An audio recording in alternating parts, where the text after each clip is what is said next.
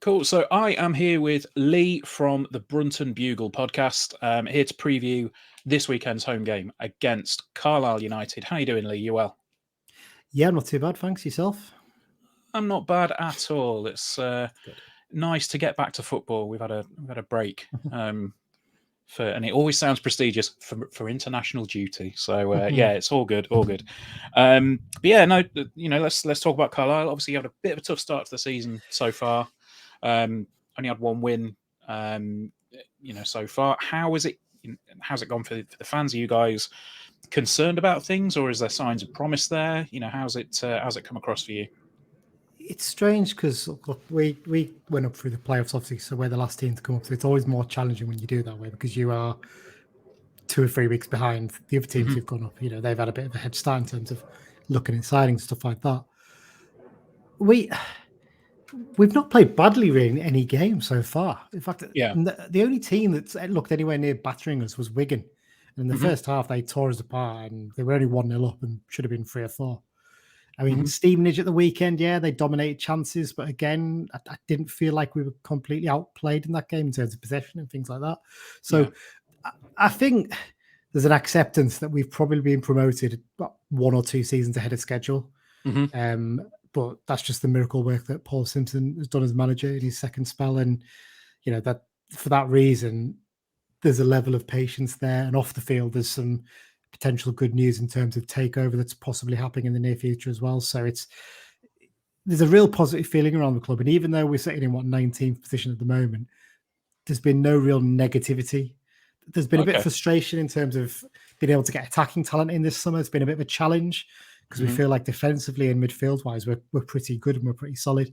Trying to get in that strike has been a real tough ask. But, we got one in on deadline day. It was a familiar face to us in Coyote, and he looks like he's going to make a big difference. And there's a few of us there have done okay so far. But yeah, so far, there's no real negativity. Everyone's generally quite happy with, the performances have been okay. Not quite as strong as they were last season, but it's a step up, so you expect that. So I think generally there's a level of patience there among our supporters, which is quite a surprise compared with past years. Yeah, fair. I mean, I suppose it always makes a difference, doesn't it, when you're in a league above where you were previously? So it's that's always a good thing. I mean, you mentioned there, the performances against Wigan and Stevenage. You say that they probably should have been further ahead than where they were, but they're both games that you drew. So is that something that you're taking from those performances and saying, look, we can dig in, we can defend well and nick a goal if we need to?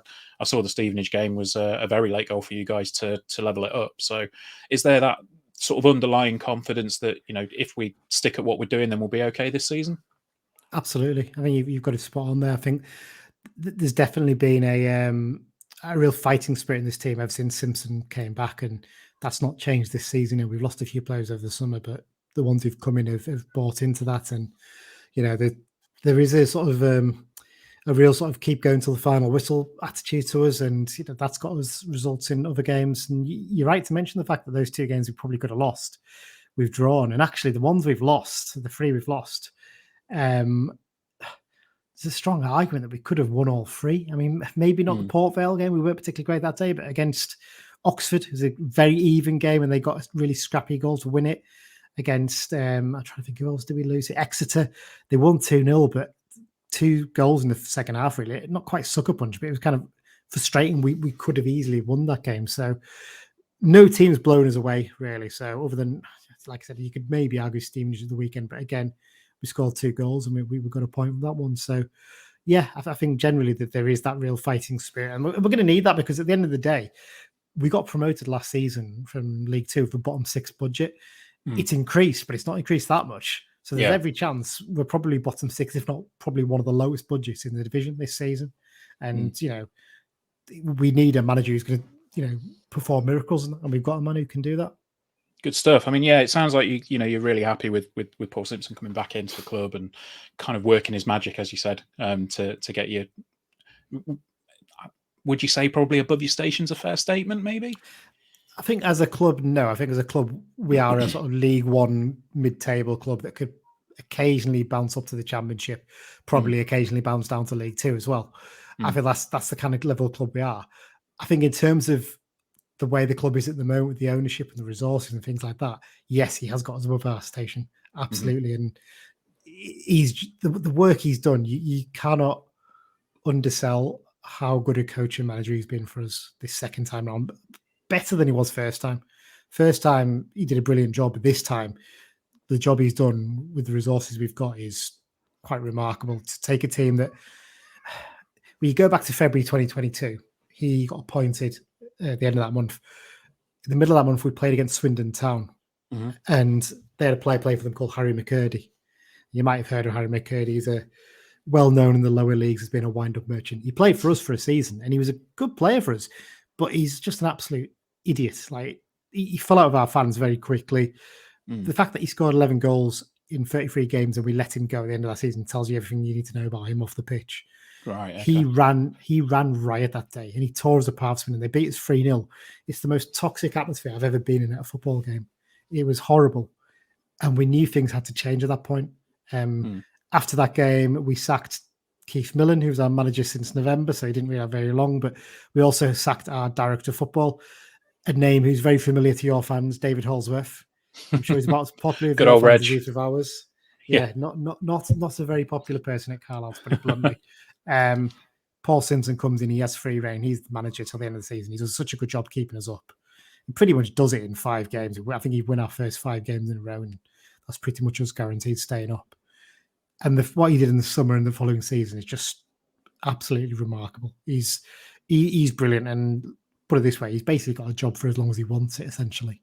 Yeah, it sounds a little bit kind of like Ainsworth at Wickham for for his reign there. It's sort of it's gonna, he's got a lot in the bank. He's going to leave on his own terms, kind of thing. So no, that's fair enough. I mean, it sounds like you've really started to put something together there as a club. Any standouts that we need to be aware of at the weekend? I've seen a lot of talk about Owen Moxon so far this season. Obviously, he's got a couple of goals to his name from central midfield. So one, I think that we're going to have a good duel with Ethan Arahan on for sure. Yeah, Owen's a brilliant player. I mean, if your fans don't quite know his story, it's remarkable. He was in our academy till he was 16, and he got let go before he even got a YTS. He went, excuse me, north of the border to Queen of the South, so just over the border in Scotland, to Dumfries. Spent about 4 years there. Didn't quite really make it with them. Had his loan spell at Gretna, and then he went to Annan Athletic, which was Scottish League 2 at the time. Took a couple of seasons to find his feet there, but then his last season, he was brilliant for them. He was fantastic. And they're managed by a guy called Peter Murphy, who used to play for us. He's our record appearance holder outfield player. And Simpson came back as manager, and Simpson actually managed Murphy when he was a player. And Murphy got in contact with him straight away. He said, "We've got this lad playing for us now. There's championship clubs watching him, but if you guys come in for him, he will sign for you because he knows he'll play football and it's his hometown club." Took one look at Moxon basically, and said, "Yeah, we're going to sign him." So they signed him in the summer on a 2-year deal, and we thought he was going to take his time to find his feet in League Two, but he was incredible last season. I think it was 16 assists. I think it was over the campaign, 6 goals, and he just dominated games. I think he came second in the EFL League Two Player of the Year award behind Sam Hoskins, and he was just incredible. And he's not quite been as strong so far this season, but I think that's more generally us as a team. When he's on his game, though, he's been brilliant this season. Like the Wigan game, second half, he was excellent. He scored our goal, and he was fantastic. So there's been a couple of games where he's really dominated. Some of it's maybe not so much, but that's not necessarily his fault. So he's definitely one to watch out for. He's so good on the ball. He's a good tackler as well for a player. He's a good passer. Set pieces are fantastic as well. Alongside him, Callum Guy is a real important part of our team as well. One of my friends calls him Ungailo Kante. He's that good. He's like he just screens across the pitch. He just covers so much ground. Really good player. In defence, so we play with back three. And on the left side of the back three, we've got a guy called John Mellish playing for us. Now, John, he's a character. We signed him from Gateshead, and I think he's our longest serving player now, actually. We signed him in 2019. It would have been summer of 2019 from Gateshead. He'd been voted the best young player in the National League at that point, playing as a defender. he didn't really break into the team under Stephen Presley. And then Presley lost his job and Chris Beach got the job as manager. And Beach didn't fancy him as a defender at all. And just out of, I don't know why, he just decided in a reserve game, I'm going to see what he looks like in midfield. He played him in a reserve game against Kendall, I think it was, in midfield, and he scored a hat-trick. Then played him against Blackpool the following week in midfield. He scored another hat-trick. So he's like, right, you're going to play in midfield for me in the first team. And that's always... I'll say it's always interesting when you have a player that's sort of set for one position and then moves over to another spot and just makes it their own. Oh, this is where it gets crazy, isn't it, though? He played those final few games that the season was cut down by COVID. And then the following season, he got a new deal and he was playing in midfield. I think he scored 17 goals from midfield. He wasn't the most technically adept midfielder, but he just run around like a nutter, barge into people and just happened to get in the right place at the right time for goals and things like that. Following season, we struggled a bit. We actually played him up front for a bit because we were struggling for strikers so much. And then Simpson comes back and literally Simpson, after his first training session, says, you're not playing midfield. You're going to play in defence for me, but I'm going to give you a free rein. So basically, the other two of the back three will sit back and wait when John bombs forward, and he will bomb forward. One of the guys in our pod describes him as a box-to-box defender. I'm not even over exaggerating here. He'll spend, maybe he hasn't done as much this season, but last season he was spending probably as much time in the opposition box as he was in his own box. He just goes on runs, and he's very much a wind-up merchant as well. The fans love him. He's a really popular player. So that's a defender for you. I should give you an attack as well, really, shouldn't I? Should I say Luke Plange? No, I won't say Luke Plange. We'll come on to Luke. We'll come on to Luke. Yes, we will. I think you'd pick between JJ Coyote, who we've re-signed on loan from Rotherham for the third time on deadline day. Big, strong attacker, 6'5". You've probably seen him a couple of times play against you guys for Rotherham, I think. We love him. I think he's got a real potential about him. He's just had a bad knee injury, I think, when he was MK Dons last season. But he looks a really good player. And he's got an enormous throwing on him. Huge throwing. But also, I've got to give a mention to Joe Garner, who's, most of our fans probably thought we might end up letting go before the window shuts, but he's then scored 2 in the last 2 games coming off the bench. And best time to do it, isn't it? He's a nasty piece of work, Joe. He's one of those players that you'd hate when he plays for an opposition team. When he plays for you, you absolutely love him. He throws himself down with injuries, for fouls all the time. He'll stick his elbow in when he wants, and absolutely love Joe. He's a great player. But they're probably the. If I'm going to pick out 3 for you, they're probably the 3 I'd pick. But we've got some pretty good players all over the pitch, to be fair. So we know we're probably a lower mid-table side this season, but we're generally happy where we are. Fair enough. Yeah, I mean, it's it sounds. Again, we've had instances of players like that. Where we've got they're okay in their main position and they move to another position that made it their own. I mean, the biggest example for us has got to be Lasse Sorensen. He signed as a midfielder and he's now a right wing back, and everyone loves him. He's just made it his own completely. So you mentioned there you play 3 at the back. Is it looking at some stuff online? It seems to be kind of like a 3-5-2 or 5-3-2, depending on whether you're going forward or sitting back. Is that pretty standard, do you reckon, or does it tend to shift about a bit? Under Simpson, it has generally stayed as that most of the time at the start of games, at the very least. Anyway, he's tried 4-3-3 a couple of times this season, and it's been okay, but it hasn't really quite worked out. You basically have Jokal Anderson fully being goal, who's we signed on loan from Reading, Icelandic keeper. Looks pretty good from what we've seen so far. Your 3 centre backs will be Sam Lavelle on the right, John Mellish on the left, and Paul Huntington in the middle is our captain. Your wing backs, Finn Back, who's on loan from Forest, whose dad you may remember, Neil Back, the England Rugby Union winning player from 2003. And Jack Armour, left wing back, who I think is on for something like 50, 60 consecutive appearances now for us. We signed him from Preston a few years back, and he's a good player. And then your midfield 3 is Guy Moxon, and then it's one of McCalmont or Gibson in the 3. He'll play just behind the front 2 of probably Coyote and Sean Maguire, I think, in this case. So generally is 3-5-2, 5-3-2, depending on your outlook. But last season we had a real good ability to switch to a 4-3-3 mid-game, because all Simpson would do is say, right, John Mellish, you go into midfield, and then basically he'd push Jordan Gibson up to be a winger, because that's actually Gibson's position originally. And you probably, if we did that, it'd probably be Maguire go out wide, Gibson out wide on the other side, and Mellish into midfield, and John will just run around like a nutter, and he he has this ability to win the ball back just from his presence of being there. So we're quite flexible in that sense. Not as flexible as we were last season when we had Amari Patrick, and he could very much play as a winger in that role. Maguire's not so much a winger, but he can do the job there. So yeah, I'd be amazed if we didn't start 3-5-2 the weekend.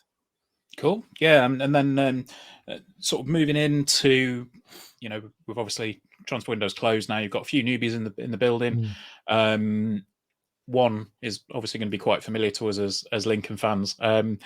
Let's start with him then. How has Mr. Plange ingratiated himself in Carlisle so far? Do you know what? The first impressions weren't great, especially when we looked at what he'd done in his previous loans and we'd seen some of the comments from Lincoln fans weren't overly impressed with him. And the first couple of games, he did struggle a bit, but then we were generally struggling in attack and maybe weren't quite creating as many chances. That game against Wigan, he came on as a sub in that game and he had a shot from 30-odd yards that was straight at a defender. We're like, what are you doing? Because he'd done that in the previous game against Oxford. But then suddenly something just clicked and he drifted out wide a bit more and he was getting the ball and his link-up play was excellent. He was really, really holding on to the ball well. He was causing teams problems. The news he's got to score and he's hit the post so far and he's not really looked like scoring, but actually his hold-up play and his link-up play has been really good and his work rate has definitely increased a bit over recent games. So you think, okay, I don't think he's going to score many goals for us, but he's going to be a useful player coming off the bench, I think, over the season. So he's done okay. I think there was a real worry that we'd signed an absolute dud because the problem was we had a lad on loan from Crystal Palace last season called J.K. Gordon, who's at Cambridge now. And he looks a real good player. Even he drifted out of the team for a bit. He struggled a little bit with us, but Plange doesn't look quite as good a player, even though they paid £1 million for him from Derby, wasn't it? I think so. I think it's one of those things. I think having that £1 million price tag on his head probably doesn't help him much. I think he'll be an okay player. Whether he'll stay beyond January, I don't know, but he probably needs to chip in a few goals to have any chance of that. But yeah, so far he's looked okay. Yeah, I mean, he definitely seemed. I don't know.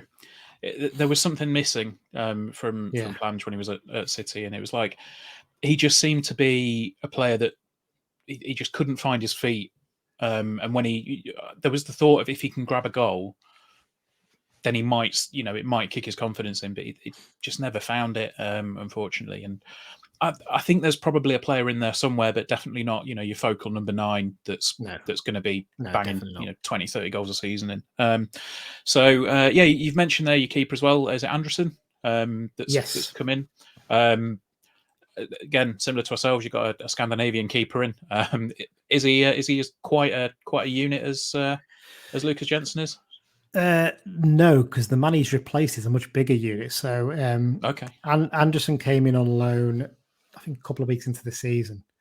And the first impression we all got is Reading are loaning as a goalkeeper, then they're probably going to want him to be playing football. Yeah. And our first choice, Thomas Sholey, before that, had played pretty much every game last season. And he'd played the games at the start of the season as well. Thomas is 6'9", biggest player in the Football League. He's a giant, and he really does have a dominating presence. Teams didn't really score many set pieces against us because he just comes and claims the ball all the time. His kicking is pretty solid. He's maybe a little bit slow to get down sometimes, but I don't think we've really seen that much. And he had a habit sometimes of maybe not coming out for the ball, for balls over the top, something as easily, which Anderson probably is going to be a bit better at. I think he's 6'4", Anderson, so he looks tiny to us now, even though actually that's fairly big for a goalkeeper. But yeah, he's done okay so far. His first cup, he had an absolute rick on his debut against Port Vale. He gave away a penalty. It was a poor throw in back to him, but he didn't deal with it very well at all. His second game against Exeter, I think it was. Yeah, he didn't do quite as well. But then actually since then, he's really stepped up and actually no, he didn't play against Exeter. It was Holy. Sorry, his second game was against Shrewsbury. And he kept a clean sheet. We won 2-0. And then against Stevenage, obviously he let 2 in, but he was man of the match against Stevenage. He was excellent. He made about 3 or 4 brilliant saves. He did also spill one that they scored from, but it was disallowed for offside. So there's a rick in him there, maybe, but the impression we get from Reading fans is they rate him really highly. But it's funny you mentioned Lucas Jensen because we had him on loan a couple of seasons ago as well. Oh, okay. Yeah, he only played once. Oh, and then he disappeared off the face of the earth, and it was a running joke on our podcast of where art thou, Lucas Jensen, because we had no idea where he was, even though he's still technically on loan. But and then he's popped up at Lincoln, and he's made himself a bit of a cult hero already, thanks to the Sheffield United game the other week. So cool. I think that's probably pretty much going to wrap us up there, Lee. I mean, the only thing left to really do is to put a prediction in for the weekend. I mean, I know, like you say, not been the best of starts for you guys, but there are signs of promise there. We're kind of on a bit of a wave of positivity ourselves at the minute. How do you see the weekend going? Well, we're on a 2-game unbeaten run. So I'm kind of hoping we keep that up. I don't want to go for another draw, though. It's a bit boring, especially you've got Derby County at home next. So that's not exactly what I'm looking forward to in that sense. I'm going to go for a sneaky 1-0 win with a winning goal from Sean Maguire, because he's scored his first goal last week. In fact, no, not Sean Maguire. Do I go Joe Garner? 3-3? No, I'm going to go Sean Maguire. I'm going to stick with that. Sean Maguire to get our goal. So yeah, I'm going to go for a sneaky 1-0. Fair enough. You're even not picking the former player to score against us. That is, he won't start, so that's fine. No, honestly, I think I'm going to go a 1-0 the other way. I think, honestly, at the minute, the Imps are just looking strong. Obviously, we didn't play last week. It gives us a chance to get a few injuries that have been picked up recovered. And I think, we're looking like a decent side at the moment. Need to get a win on the board after a couple of draws, that have been disappointing. They weren't successive draws, but like away at Northampton, away at Bristol Rovers, they were very disappointing draws to take home. But I think maybe a 1-0 win for the Imps is on the cards. So that's going to do us. Thanks for joining us, Lee. If you want to, floor's yours to tell everyone where to find you guys, and we'll put it in the pod.